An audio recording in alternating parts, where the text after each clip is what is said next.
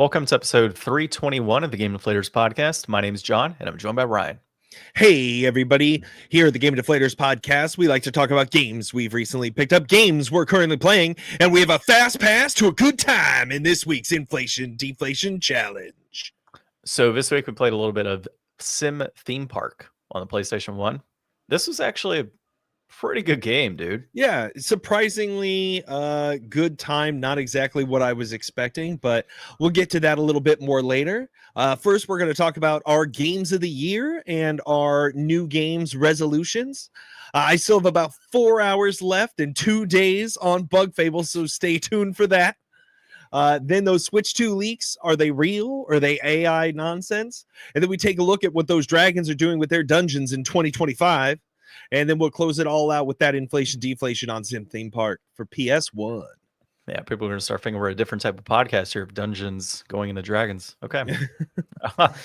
So you can, of course, find all the Game Deflators content on thegamedeflators.com. You can also find us on social media at Game Deflators, on X at The Game Deflators, on Instagram, Facebook, Threads, Blue Sky, and I guess I'll say YouTube. You can find it at The Game Deflators on YouTube. So ring the little bell if you want to be notified when we're on, and subscribe. Would appreciate that. And of course, if you're listening to us on a podcast application, you can go ahead and like, subscribe, and comment on there as well. And last thing, if you want a t-shirt, hat, whatever it may be, GameDeflators.com. We got them on there. Go check it out. Not wearing one here, but No, one that day. is a cool hat though. I like that one. All right, I'll go over it in pickups. Yeah. So recent pickups. So we haven't. You didn't even notice came in yet. Wife Quest. So Premium Edition games. We got this from them. So we'll do an unboxing of that at some point when you and I get together in person. So we'll have an unboxing of that at some point. But that is their retro edition. Really. So one thing, and I mentioned this when I was on the PlayStation Ain't Dead podcast last night. So we're recording on Sunday. They were on Saturday. So check out that episode if you're interested to see what we had to say on video game reprints and lots of pickups and other things of that nature. Also got Will to open up a controller live on the stream, so that was cool. They package their stuff up very nicely. Like I've realized that every Premium Edition game, game that I got has always come in like very tightly packaged, no dings or anything on the box itself. Like it's all very well taken care of, which is not something you can say about all the companies that are out there. I've purchased stuff from Best Buy that has, nicks on the corner, broken plastic. We got something from Amazon the other day. One of my wife's Christmas presents was Assassin's Creed Mirage. The entire interior of the case was shattered, just broken into pieces. Like not something I would have anticipated, but that's how it came in. I've picked up stuff from VGP. They're generally pretty good as well, but it's just kind of thrown into a box, whereas Premium, this had like bubble wrap all over it. Paper was very well insulated, heavy cardboard box. They do a good job. Yeah. So it was solid. And of course, the product is always premium looking product. So very appreciative of that. So we'll get into that at a later date. I also got from Best Buy, Prince of Persia, Lost Crown. So that's a good one. Yep. Haven't messed with that one yet. This was a Christmas one, A Tale of Paper Retold or Refolded. I've not heard of that. Cool. Yeah, I hadn't either. I just, how I am, dude. I find like these random titles on Amazon and just say, all right, that looks cool. It's got good reviews. Let's add it. And then we got, finally, Days Gone on the PS4. I'm excited to play that. And then you're not waiting on the remake? There's a remake? I don't know. That was like the swirling rumor a while ago, and everybody was like, "But why?" Yeah, well, I would hear, like, I've heard about a sequel potentially, but even that's just a rumor. And then the other Christmas item I got, at least in front of me, pretty badass new bottle for water. So pretty stoked about that. And I think that's all within arm's reach that is video game related. I did get a Last Ronin PVC statue, like probably about yay big, a little bigger than my head. It was cool. I got to see it. Yeah, it's pretty badass. So I got that. What else did I get? I don't know, man. It's a blur. Oh, I got Pokemon Monopoly. Oh, nice. Gen 2 Pokemon Monopoly. So you remember the old school Pokemon Monopoly? I had all the little character pieces and such with it. I don't know. You might Sure. not. I assumed so. Cool. It. Yeah. Either way, I got the Gen 2 version. It has Lugia and Ho-Oh on the front, so that was pretty cool. Yeah, that's all I can remember right off the bat, off the top of my head. I'm sure my wife will hear this down the road and be like, "No, you definitely got this and this as well, and you didn't want to give me credit for getting you those items." So, yep. And then you bought my son a Squirtle, similar to our Pikachu back there. It's like the Squishmallow type, Pikachu. You got him a Squirtle, which is pretty badass. So, Mm-hmm. so I know definitely, that was my first starter, so I thought, hey, let's see if he gets in on that. He yeah, didn't seem so impressed with it at first. he's good with it. He's been playing with it. I think my first starter was actually Squirtle as well. If I remember, it was either that or Charmander, but I want to say it was Squirtle. How'd Angela like her present? Which one did you get her? I got her the Harry Potter blind box. Oh yeah, Harry. Oh yeah, and you got me the Shin Chan blind box, which is pretty cool. Yeah, she liked it. She opened it right away. And she's like, "Oh, she got Ron actually." Okay. Yeah, so I she. was wondering. I wound up getting everybody a blind box. I got one for. I finally found one for Ginny that I thought was worthwhile. Yeah. I don't know. Does she listen to these? Can I say what I got? Oh, I don't think she listens. Okay, I got her. They had these cool. It's it's downstairs and it's wrapped now, anyways. But it's like a set of dice and a dice cup, and the dice cup has like It's like a Yahtzee. famous like D&D character on the side of it. So like, but like a 3D kind of like printed kind of like holder around the cup.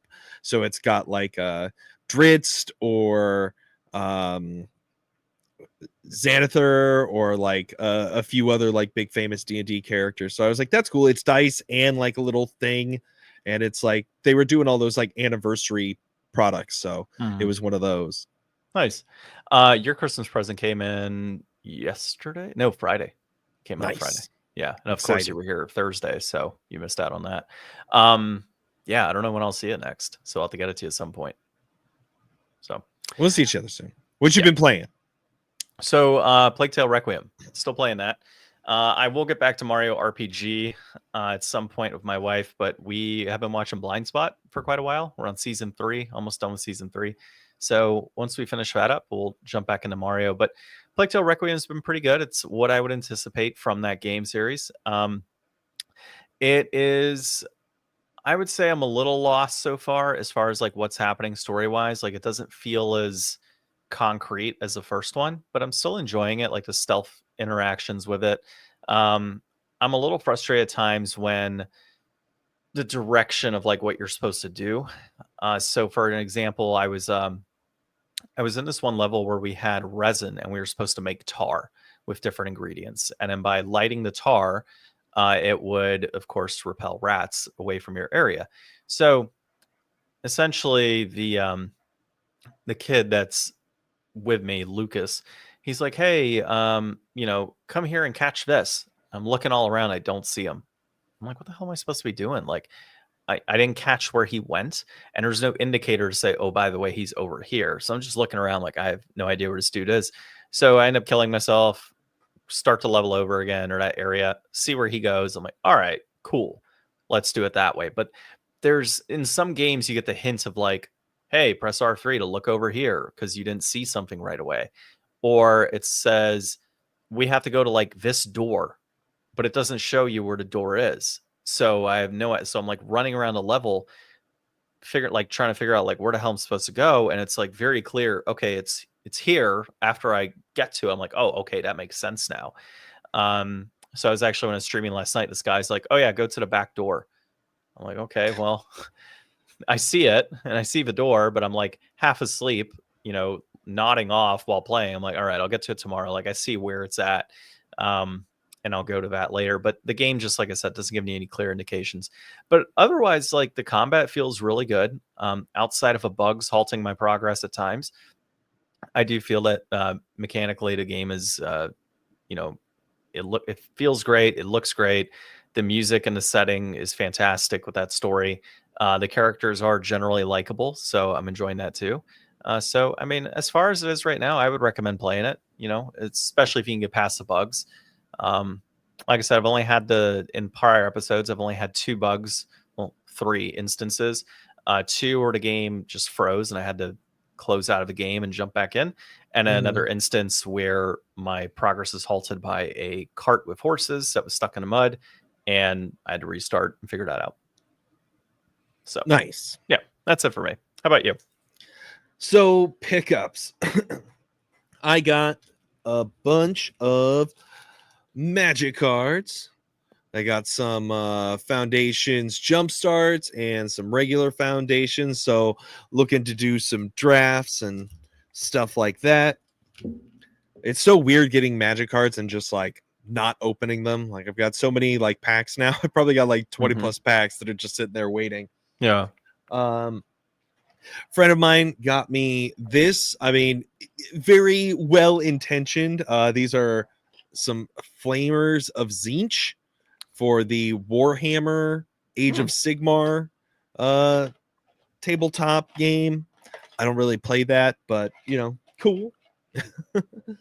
I used Something a little to paint.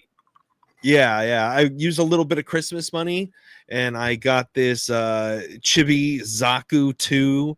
Zaku is my favorite mobile suit unit, so I'm looking forward to putting this one together and putting it with the rest of my Zaku army.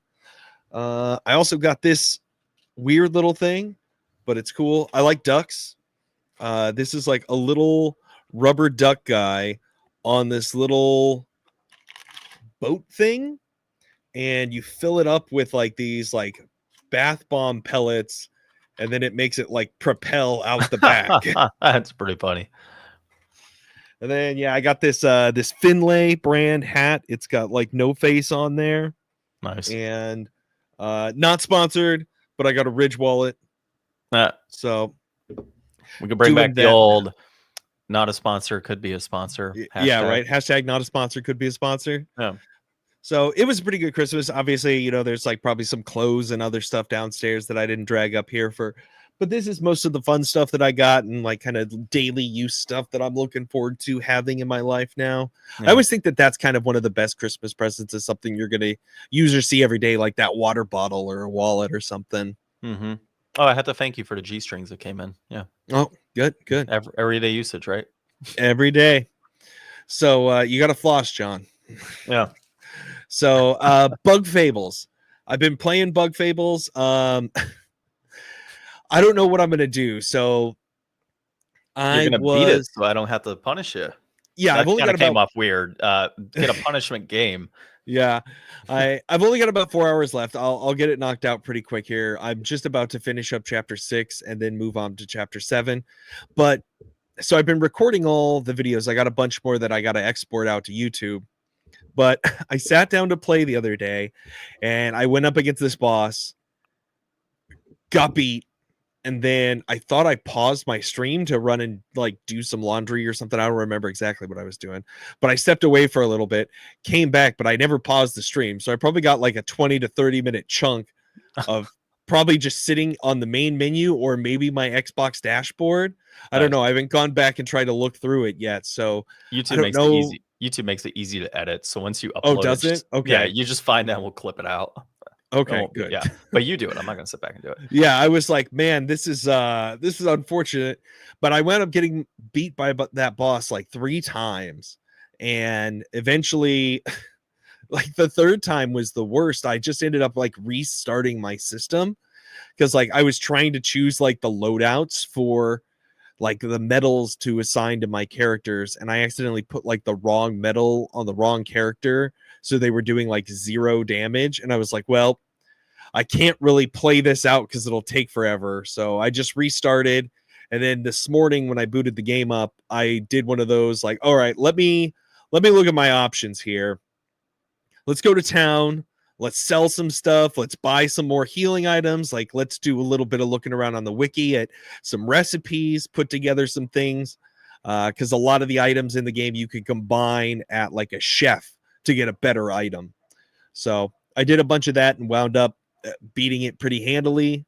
And then I went back and restocked on a bunch of things, saved again, and it was time to kind of do some stuff this morning. So took a pause on that. After the episode, I'll probably jump back in, clear out chapter 6, get chapter 7 started. I looked it up and it says that it's about 3 to 4 hours.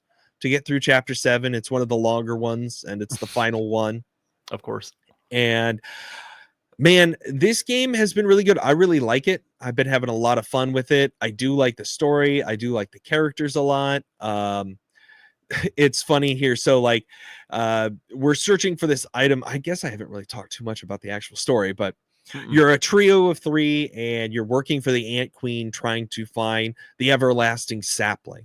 And it's supposed to grant like a lot of power to whomever has it. You go out and you start to try to find these pieces like a key and a map and some other items to help you find the everlasting sapling. But during your journeys and trying to gather all these items, the Wasp King and the Wasp Kingdom comes in and attacks. They gather up all the items. He proves to be much too strong to best, but you wind up teaming up with the queen, who was kind of like being faked out as the villain.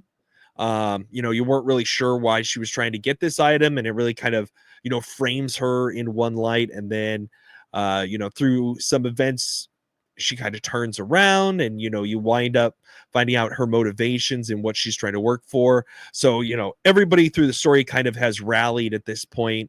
We're all getting ready to, kind of have that final group battle to go take on the Wasp King and finally get to the everlasting sapling. The world and the journey is something that I really love about like the Paper Mario series, and they do a really good job. You're in the kingdom of Bulgaria, and you travel through like the lost like desert, which ends up being like a sandbox. And then you go up the tree to the beehive, and you can see kind of like around the yard and stuff. Like there's like a big like sandcastle shovel and a big sandcastle in the desert. And now we're going to the giant's lair, which I can only assume is like a human house. So Or it could be like a Hercules beetle. I mean, they've already been in the game, some Hercules beetles and stuff. Gotcha. So it's been really fun. I like this game a lot. I definitely recommend it. I will be back next week to talk about the end of the game, and you will all have proof before December is over that the game is finished, because I'll post something on Instagram. You'll post them on Instagram, but the video itself, I'm waiting for your recordings to go up, and those will come out on a day-to-day basis. Yeah, so it could be a bit before you see Ryan's final playthrough. But yeah, you'll watch the end in 2025, but it'll be done in 2024. No punishment.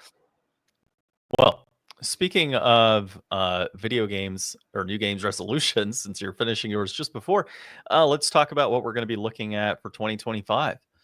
So yeah, we both had a lot of thought. We've kind of gone back and forth a few times talking about it, and both being like, man, I really don't know.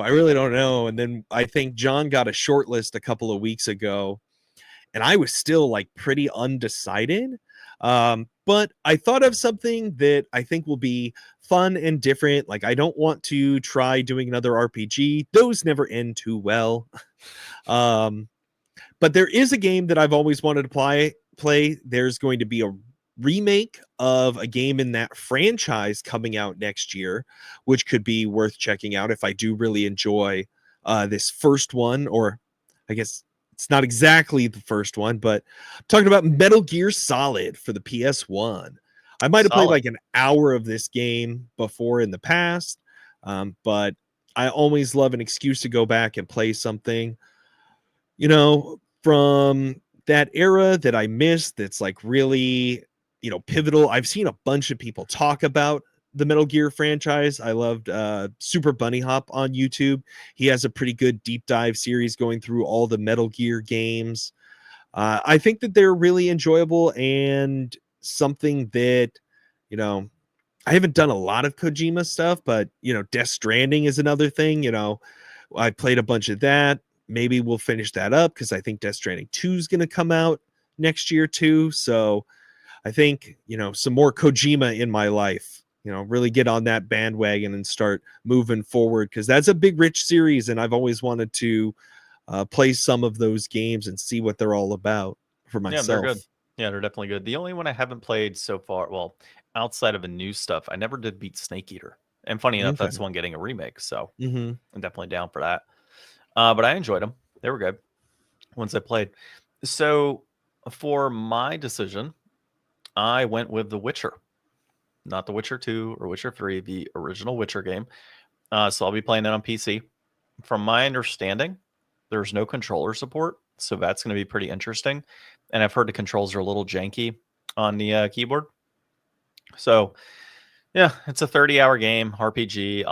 It'll give me what it's going to do is incentivize me to figure out how to stream from my computer onto our YouTube. So Mm-hmm. that'll kind of help as well, and getting us in that position. And then, of course, I'll be able to, do more uh, after the fact. But it's a franchise that I've always wanted to jump into. I was between this one and Yakuza. So it was either Yakuza Kiwami or The Witcher. So went with The Witcher ultimately. Enjoyed the show. I've read some of the books and enjoyed those from what I've read. And then, of course, the franchise in general has always intrigued me. And then with the announcement of Witcher 4, of course, I was like, all right, I just got to jump in on this and see what it's all about. So that's what we're going with. I'm excited. Cool. It's going to be cool. Yeah, it'll be a good year, 2025. Oh, yeah, for sure. Now, looking back on 2024, though, we played a lot of games on We this did. podcast. And We did. we did this last year. We talked a little bit about, well, I don't know. Do we want to do this one first or do we want to do Yeah, our let's do favorite this games first. of the year? Okay. All right. Then we'll do our favorite games of the year in general. So out of our inflation deflations, we did this last year around first week of January for that episode. And we kind of just tallied off what were our top 3 inflation deflation games of the year. What did we enjoy the most? And so for my 3, I've got Pow World. I definitely enjoyed Pow World. I played quite a bit of it actually with friends. Did some base building in that, killed a number of pals, captured a number of pals. Of course, there's a whole big lawsuit with Nintendo, which is even more intriguing to jump back into that game, which I should, to be honest, because I did have a good time. Other things came up. So that definitely hit a pretty good number for me as far as, I would say it's probably ranked number 1 out of my favorite games of the year for inflation deflation, so much that it actually led me to purchase it. It's one of our few like recent release games that we've done. Mhm. And it's also, definitely kind of the biggest news related game that we've done. So much of Power World has been all over the place this year, and it's good to see that it's still doing well and that they're actually implementing changes to try to combat this lawsuit from Nintendo. So I'm very interested to see the future of Power World. So if you stick with that, that'll give us a little bit more of a touchstone with that. Yeah, definitely. And as I continue to play on PC anyways, it'll be beneficial, right? You keep doing that.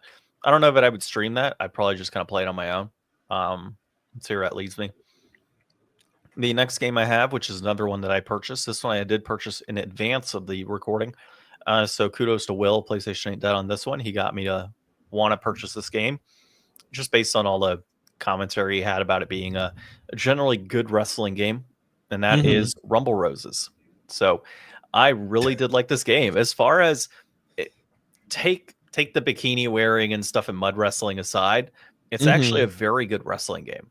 Like it's a pretty high quality wrestling game, and so I did enjoy that. You and I had a good time playing it, and it was part of our Wrestle Month, which is also a very interesting month of video games that I enjoyed.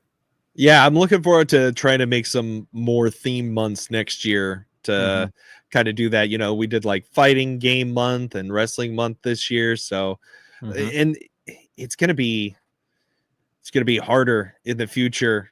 Well, we can even do like developers. It could be like, I don't know. I'm looking at this one, Ben Studio Month. Like, Oh yeah, there you go. 4 games from them, That's a right? good idea. Yeah, so there's stuff we can do around there too.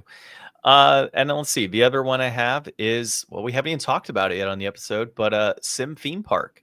I actually really enjoyed our time with that game. That's so Much that crazy. Today's game is on your top. I mean, it it was counts. pretty good. It counts. Yeah. It was a good game. I enjoyed it. I thought it was I'm not going to get into super deep details because we'll do that later on the episode, but I felt for a console based, sim essentially, or simulator, it was actually pretty easy to build. Like it felt good playing this game compared to SimCity. And we're talking same console, right? Um it was an overall better experience in my opinion. And so it brought me back to my years of playing stuff like Zoo Tycoon, which I always enjoyed. So any of those like theme park type builders or zoo builders and such, I always enjoyed those growing up. And so it brought back a lot of memories. And oh, it's just good to sit back and you and I kind of going back with what decisions on what we should build and where we should build it. It was just a good time. So mark that at Yeah. the bottom of my top 3. Yeah, we'll chat more about that one later. I'll let you know what I thought about it. So for me, I guess I don't really have like an order to my 3. These were just the 3 that I went through. I looked at all the games we played this year and I was like, these are the ones that I would definitely play more of.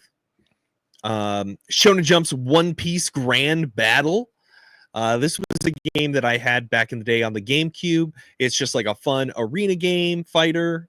We had a good time checking it out. We're both big fans of One Piece. I think that this would be a great game to have, like, with some people that you can really sit down and, play through all the characters, play all the stages, learn a lot more about like how the game works and kind of get, better at it and really have like a group of people to have fun with. Cause you could do this like with 4 players and have a really good time, I think. Next up, Blood Omen Legacy of Kain. That was a good one. I had a lot of fun with that one. That one has a lot of legacy, I guess. It's one that I've heard a lot of people talk about that series. The Soul Reaver 1 and 2 remakes, I think those are out now. So people are, had been really excited about that. That's in that same series. So that's one that I would like to maybe check out some more. It just seems like a pretty good time. Not a genre I've played a lot of, but Soul Reaver is something that I've always wanted to check out too. And, having some more insight to that would be fun. And then lastly, I've got the Spyro Reignited trilogy. This is one of the few games that we played this year that I actually owned already, just sitting around. The Spyro games are awesome. I love playing the Spyro games back in the day, having all of them in one great collection. Whether it's for new gamers or old gamers looking for, a beautiful facelift on something familiar. It's a great deal. It's a great set of titles. Definitely recommend that one. Very nice. Well, I guess closing out the year, favorite games that we played outside of the podcast. So I can kick this one up because it looks like you got 3 noted. So I'll be quick. My favorite game of the year was Shin-Chan, Me and the Professor on Summer Vacation. Dude, one of the best games I played all year. It was just so much fun. Like, there's people that'll shit on this being like one of my favorites because I played a lot of cool games. Like Wolong Fallen Dynasty was a fun game that I played. Played Gollum, which ultimately was one of the worst games I had played, but I still played Gollum. I think people would be much madder if you chose Gollum. Ratchet and Clank was another one. The newest Ratchet and Clank Rift Apart, which was a fantastic game as well. But none of them really kind of, I don't know. Shin-Chan was just something different about it. I've always loved the Shin-Chan anime. It's a franchise I've always enjoyed. And to just kind of like, I don't know, it's a relaxing, sit back, catch bugs, catch fish, quirky story that kind of, it's that you're going through the entire time, various missions that you run through. A lot of the funny elements of the show as well tied in. Like I said, when you in prior episodes, when you run your sprint button, his butt kind of wobbles as he runs away, like in the show. So just a lot of fun stuff, and I just enjoyed it, man. It was short and sweet, kind of to the point, and didn't take a lot out of me. Similar to like a Wolong, where you're not exactly cruising through the game.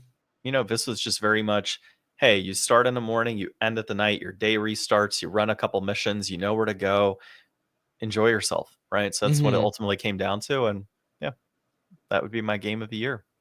Nice. Yeah. Nice. Sounds like a nice, relaxing time. I put 3 things down here. They're all a little bit different. So, Space Marine 2 was awesome. It was not something I was really expecting to jump into as quickly. Like, I knew it was a game that I would want to play at some point.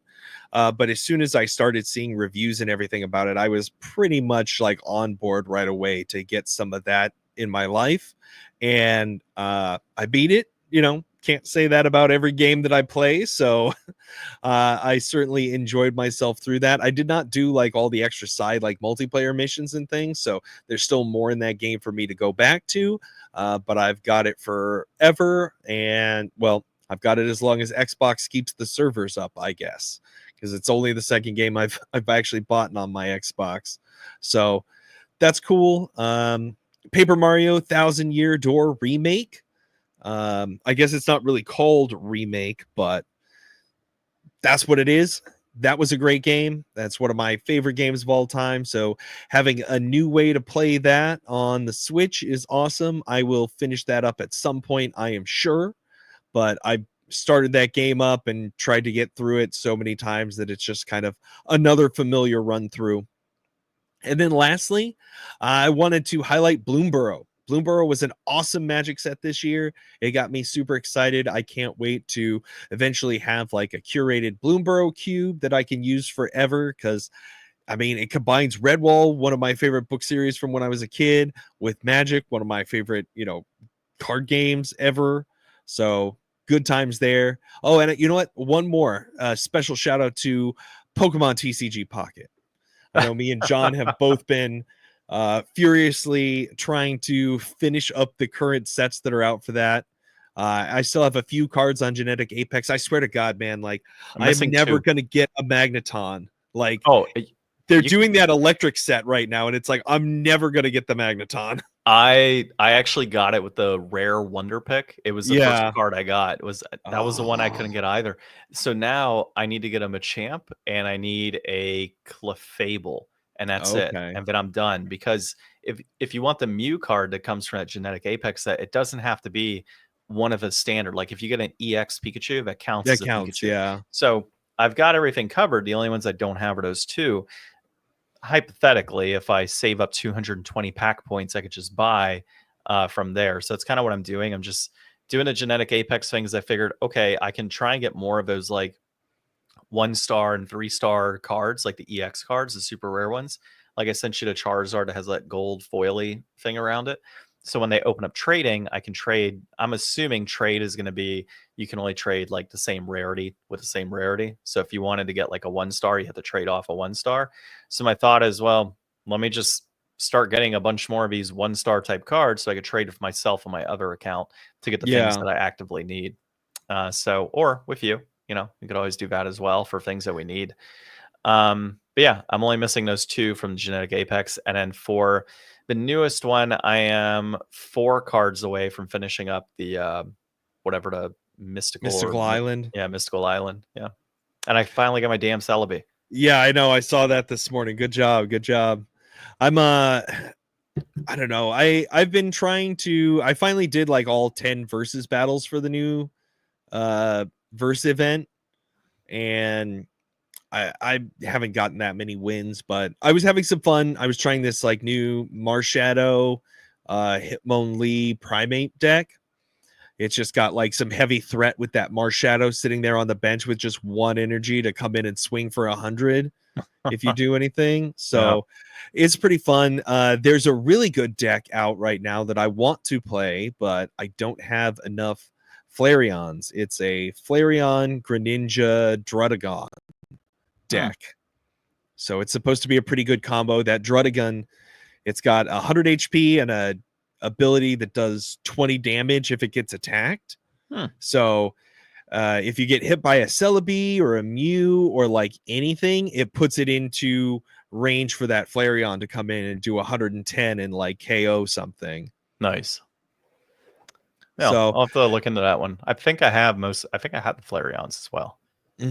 that's the thing. It's like some decks, like it's like I only have this one, and it's like there's just so much pressure to save your pack points to try to get rarer cards instead of just like cards that could just fill a slot. But once trading comes out, I think it'll make it a lot easier for people to get in on more of these kind of like meta or even like kind of off meta decks to challenge the meta.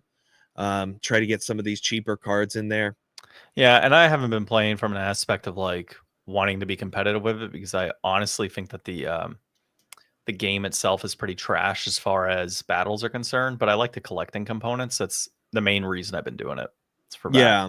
Yeah.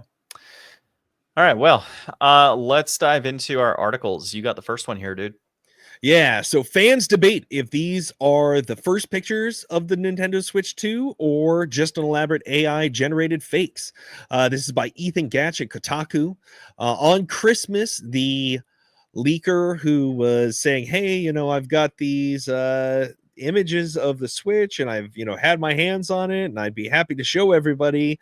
Once Christmas rolls around, he finally posted those images up. We got like a little bit of a zoom in on the back of the dock.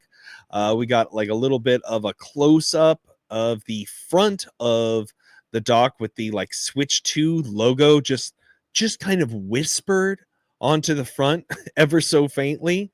I think it's just kind of maybe a trick of the lighting. I don't know. And then last one is the image of him holding the Switch sideways with the kickstand fully out. You could see like the rail slide for where the plus Joy-Con would plug into. And it's in just kind of this general work area background. But, AI sleuths kind of went in and looked at the image and they're like, hey, there's some weird stuff with like some of these cables in the background don't really seem like they track very well. Dude's wearing like his wristwatch on the outside of his sleeve. Who does that? So it seems like people have deduced that the images of the device itself are real, and then in an attempt to protect his identity, he used AI to fill in everything else in the image to kind of throw Nintendo off his scent from identifying who he is. So it's still not 100% authenticated. People say, hey, it's either real or an elaborate hoax. It's going to be one of those two, flip a coin. But at this time, he's done his best to verify with some moderators, and people are giving him a lot of credit. And it's probably really going to drive Nintendo towards being like, hey, we should probably show this thing off sooner rather than later. Otherwise, it's just going to be fully revealed. Yeah. So I still think it's fake. Like looking at it. So I'm looking at the pictures right now. So for example, like you said, that Switch 2 is very faint on there. That would be more prominent if this was like a legitimate device. I think that would very much stick out. And what's interesting is that it's contradictory even within the same Twitter thread. So he shows a picture of the device of like Nintendo Switch 2, but then he goes on in a later comment showing the Switch Lite prior to release and saying, hey, regarding the plus on the wrong side, pre-production Switch units had their markings in reverse. And he shows Nintendo Switch, like, the light, but it's backwards. It's mirrored on the device. This isn't mirrored on the device. Mm-hmm. This is in the correct orientation. So if this was a, pre-production unit of some sort, then he just contradicted himself within his same post. So that's one thing I noted. And then as far as like, oh, hey, it looks like it's a legitimate piece, I still think somebody could go in and Photoshop this. Like they could Yeah. take components off of other consoles, slap it in there as real materials, and there you go. Right? Like somebody that's very good at Photoshop can rework this to where it looks like it's a legitimate product, but in fact it's not.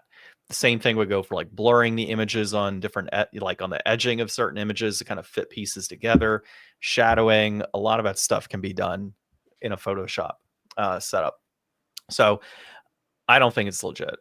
And I mean, what did the guy do? Like green screen himself to be able to like take pictures? I don't know. AI is like smart enough now. I think you could just say like, hey, mask off this area and change everything else to this. Maybe. I don't know. I just don't think they're legit.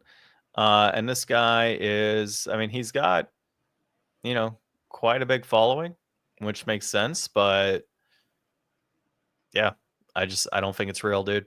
I think this is still fake. Yeah, I mean, who knows? We'll see, early next year. Nintendo, the time is ticking for them to get this out in front of us all. It seems like probably sometime in January, if you know what people are saying online is to be believed. But I will be looking forward to, all the speculation being kind of over with. I haven't really felt it as bad. I was really, I remember because like we were doing the podcast and we weren't too far into it, and it just seemed like all we talked about was the Switch rumors and the Nintendo NX rumors forever and ever and ever. And I was so done with it. And the So PS5 and PS5. yeah, Yeah. but this has not been as bad, and I think a lot of it has to do with people being pretty comfortable with the idea that it is going to basically look like a Switch and just be kind of like a souped up version, and people are happy and comfortable with that. And now what we really want to see, more than what it looks like, now that that's pretty much over, in a lot of people's minds, let's see the graphics, let's see what this can do, let's see that next generation Mario yahooing his way into our hearts again with his realistic denim pants. That'd be fun to see. You ever seen Mario's hair blow in the breeze strand by strand, son? You ever seen that? They're gonna have close-ups of just that Mario removing his hat. Yeah, it's gonna be great. That'll be the The new Smash sweat on Bros. his brow. Yeah, or it'll just be kind of like what the Switch was to the Wii U, right? We'll just have a bunch of Switch ports for quite a while, and it'll Yeah. just be next gen. Yeah. All right. Well, my article, sir, is Dungeons and Dragons, and they're teasing 2025 plans. So this comes from Game Rant. Not a whole lot here, other than the fact that Wizards had a very successful 2024 to celebrate the 50th anniversary of Dungeons and Dragons. We had the awesome D&D Lego set, which is chilling out in my glass cabinet over by me. Love looking at that while I work every day. We also got some D&D themed Converse that were released. Bought some of those as well. Very comfortable shoes. And really cool designs as well, both interior and exterior of that shoe. And then they even went with Dragon's Milk, I don't think it's a distillery, I think it's a brewer, and they made like a D&D themed beer this year, I like thought it or was a bourbon. Or no, whiskey. it was a bourbon. Yeah, it was a bourbon. D&D bourbon. Well, see, Mhm. Dragon's Milk, they have a like Oh, they make a bourbon. bunch of They have stuff. a bourbon cask beer, if I recall, which is also Mm. very good. I didn't realize that they had done whiskey, but yes, they did do like a D&D themed whiskey, from what I recall. Um, so that was some of the like interesting things that they did last year. Of course, there's more than that. But for 2025, they are going to be capping off the 50th anniversary celebration with the new Monster Manual, which will, of course, be a companion piece to the Dungeon Master's Guide as well as the Player's Handbook with the new rules and such, or updated rules for 5e. They are also talking about doing things of like Universal Studios to have D&D theme nights. There's also other types of theme nights they'll have throughout the year with other, I'm not going to say parks, but other types of ventures. And then, of course, there's going to be more books that'll be released in 2025 as well. The interesting thing, though, is all of the like off the wall things like shoes and Lego sets, that type of stuff that came out. Because they were so positively received in 2024, they're going to look to do more of that in 2025. So I'm crossing my fingers for some more D&D Lego sets. I think that'll be Dude, pretty badass. I've did you also get got, any of these guys? The like little yeah, minifigure sets? I Yeah, I got a pre-ordered little them. Strahd. Yeah, I pre-ordered them and I have all of them in the case actually. Oh, cool. Yeah, Yeah. I would love to see more D&D Legos, especially because it came with like a little adventure. And like if you could, get a kid into it using like the minifigs as like the characters and like measuring out how many like Lego brick steps that they move and stuff, like it's kind of a really good tutorial fun way. And I love Legos, and mixing it with D&D is something that I think is a huge win. And yeah, I love all that other stuff, but I don't have any of that.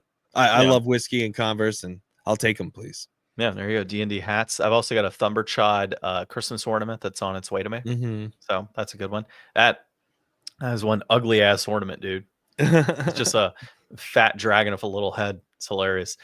So I'm excited to have that. And of course, you had the D&D movie that came out. I think it was 2023 that the movie came out. But Probably. in general, it's experiencing A a lot of, renaissance. yeah, a renaissance of sorts. So really excited, man. I can't wait to do more Dungeons and Dragons in 2025. Bring it on. Yep. All right. Let's jump into our inflation deflation of the week, and that is Sim Theme Park on the PS1. So this was developed by Bullfrog Productions. Interesting. Climax Development for PS1 and PS2. And then we had EA is the publisher. It was produced by Jeff Gammon, released in North America on the 22nd of March 2000. And it is a construction and management simulation with reception between a 7 to 8 out of 10. So, Ryan, tell us what it's about. Have you ever wanted to run your own theme park, but on a PlayStation? Well, step right up and start building, hiring, and managing to drive sales and customer satisfaction. You forgot to say firing. We were supposed to fire a lot of our employees in the game. Yeah, but we never did that. Yeah, I'm pretty sure this is sponsored by some corporate America, company or Disney, one of the two. They removed the ability for the workers to strike in this version. Did they really? So I was reading through the wiki a little bit. This game originally developed for PC and then later on ported over to PlayStation. That is the version that we played.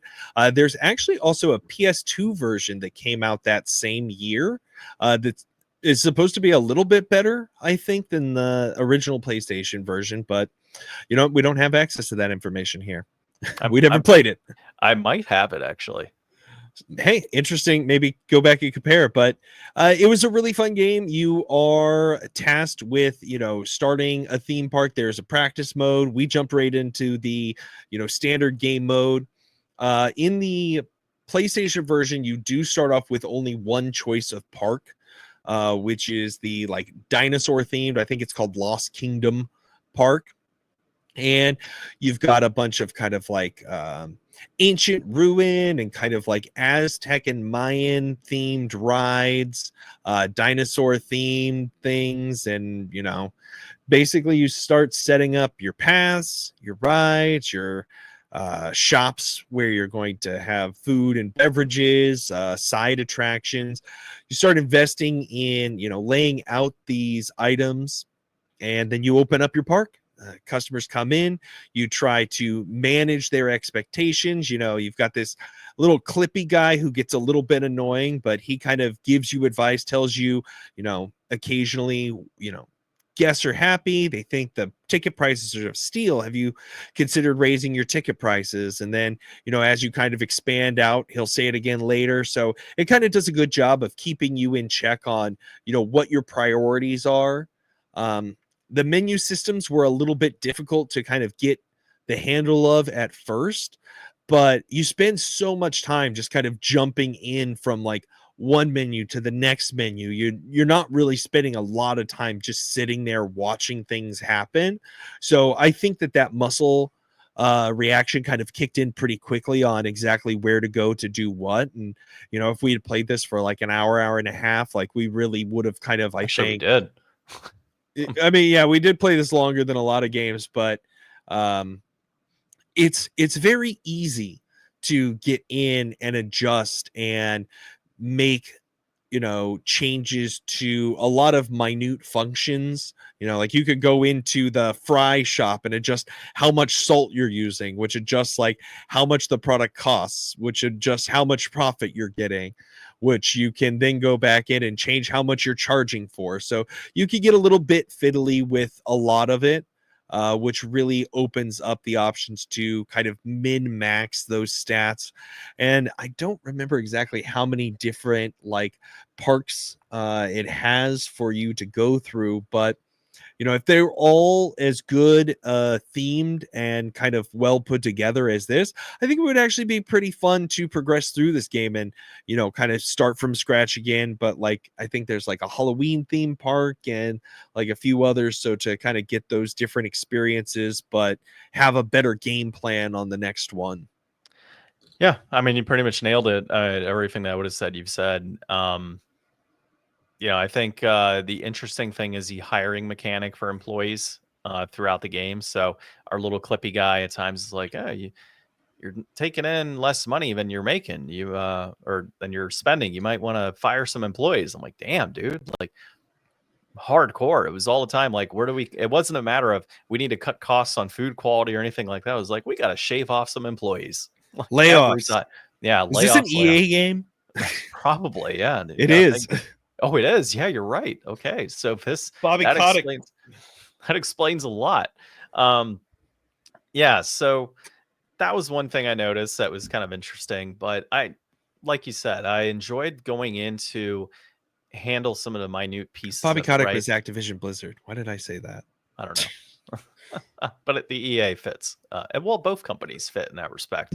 So, but things like with the drinks, right? You could reduce the quality of a drink, which of course reduce the price. You can then increase your price point, and then you could add more ice, right? And so we did that, and they were like, "Oh yeah, you're everyone thinks that your drinks are fantastic." I'm like, cool, because we're making a boatload of money on those now. Yep. The burgers, we could like choose how much fat content we wanted to add into the burgers, because the more fat you had, obviously, it's cheaper to meat. So it was things like that that kind of built in. Plus, being able to increase the price on it. Or your side shows, you had prize support, and it was, well, how much does your prize support cost based on how much the cost per ticket is to potentially win a prize, and then at what rate do people actually win a prize, and it starts you off at like 15% or something. So the game would then tell you like, oh yeah, your people are not happy with your prizes. They think it's a scam or something. Okay, cool. That Yeah. leads me to believe I need to kind of adjust and tweak things like this to be able to get those people to be happy going into the theme park, which in turn generates more people coming in, and of course more revenue generated from the ticket prices. So lots of cool things like that. The rides, you can jump in and make adjustments based on your mechanics to say, okay, we want to have 12 people can ride this ride instead of 4. We want it to go, we want to last longer, but the longer the ride goes and the more people on it, the durability of your ride actually goes down because of that, which would require a mechanic to fix said device. So lots of little nuances tied to that, things that you would, of course, think of if you were running a theme park, I guess, from a bare bones perspective. So I liked that, those different mechanics that are tied to the financial pieces and the analytics of a theme park. So I felt that was pretty cool. And then, of course, as you continue to progress through the game, you get these golden tickets, which unlock a camcorder version of the game for you, so you can actually experience your theme park. So similar to SimCity 2000, where you can kind of drive around your city. Yeah.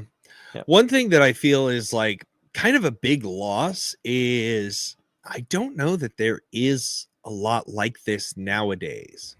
So this is like a lot more dumbed down than what you're going to get with like City Skylines or some of these, more in-depth sim games that are out now and available on PC.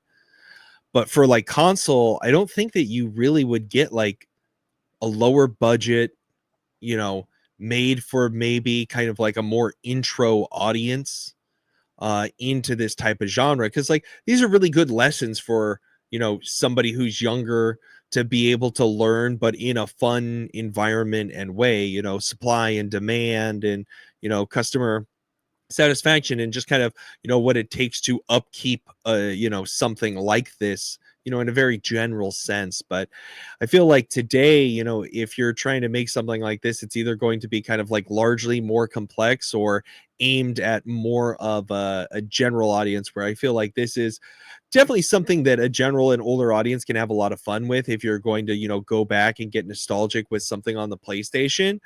But I feel like this would be hard to hand to a kid today who could go play Fortnite, and that there's probably not a good, modern alternative that is, has a better presentation of this. So I think that that's one thing that would be cool if it was reasonable to have more of.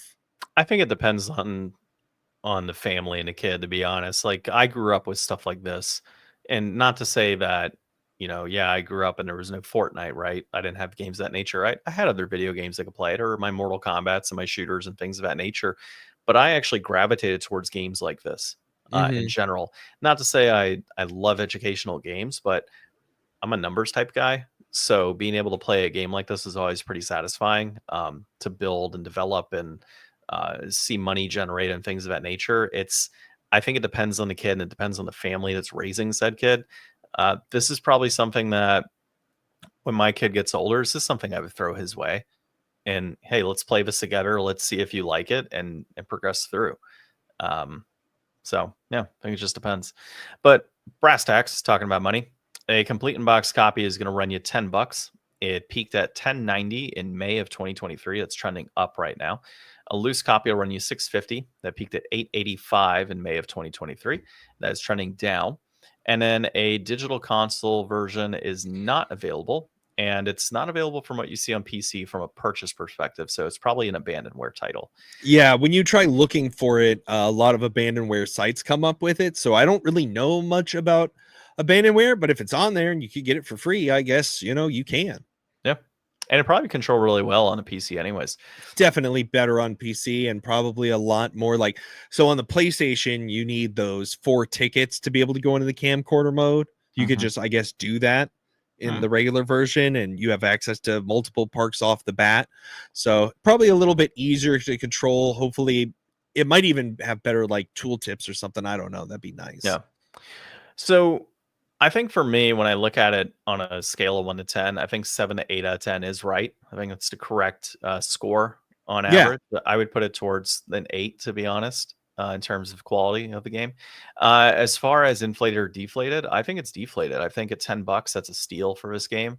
If you found it for a nice pristine copy for 15 on the PS1, I think it's absolutely worth it. I think you're going to get quite a bit of enjoyment, even if you only went through one theme park and saw it from start to finish. That's going to be plenty of hours to justify a $15 spend. Now, of course, if PC is your favorite approach or your preferred method, if you can get it for free, even better, right? So I would highly recommend this one as something to just kind of sit back and relax and enjoy your time. And the loading is actually very good too. Like with SimCity, we experienced some loading issues and things like that as you're trying to progress through. This doesn't have any of that from what I remember. So it sounds like you are also on the deflated side of things. Yeah, definitely. I think that this is a game that's worth your time and money at that price. I'm trying to look up Theme Park World, I guess is the original title for PS2. It looks like it was only on PAL PS2, but that's even a little bit cheaper than this one is. Yeah. So I don't know. I don't know how much better it is. I don't know if it's region locked. If you could play a PAL PS2 on a US PS2, it might be worth checking in that other one, but I don't think you could go wrong for a tenner on this. I think $10 for just about any game is a reasonable price if you can get, at least a half hour out of it. And it's a really good quality, fun to play experience. I think just about any game is worth it for that price. Yeah. Except Gollum. That doesn't fall into that list of qualifiers. All right, so this one's deflated. Next week we're going to be playing some Psychosis on the TurboGrafx 16 Mini. That was a interesting title that we played the other day. I actually kind of liked it. We'll dive into that next week. And then we have 4 other games that we're planning on doing after that. So Ryan, do you have the list on hand? I think I remember. We're doing StarCraft 64. We're doing Red Alert, or Command and Conquer, I should say, on the PS1. We are also doing, what else did we have? No, the Halo Wars was another title that we had. That's 3.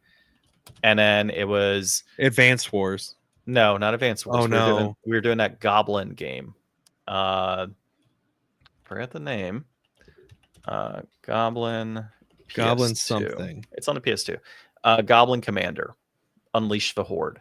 So we're kind of going the RTS route for our next 4 strategy games month for Psychosis. Yeah, well, strategy month. Yeah, how do we strategize a full year?